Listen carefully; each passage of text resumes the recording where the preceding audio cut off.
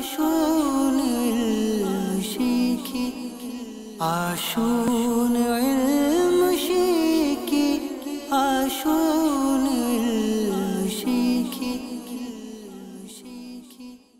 বরফির আব্দুল কাদের জিলানী রহমতুল্লাহি তাআলা আলাইহি অতিরিক্ত ঘুম প্রিয় ব্যক্তিকে তিরস্কার করে বলেন, যে ব্যক্তি জাগ্রতকে ছেড়ে ঘুমকে বেছে নেয় সে ছোট ও তুচ্ছ বিষয় কি বেছে নিল। আল্লাহ তাআলা ঘুম হতে পবিত্র, তিনি সকল বিষয় হতে পাক। ফেরেশতারা আল্লাহ তাআলার এত নিকটে থাকার কারণ হলো তারা ঘুম হতে মুক্ত।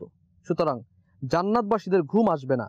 সকল ভালো কাজ জাগ্রত অবস্থায় আর সকল মন্দ কাজ ঘুমন্ত অবস্থায় হয়ে থাকে। যে ব্যক্তি প্রয়োজনের চেয়ে অতিরিক্ত আহার করবে, ঘুমাবে, সে ব্যক্তি অনেক ভালো কাজ হতে বঞ্চিত থাকবে।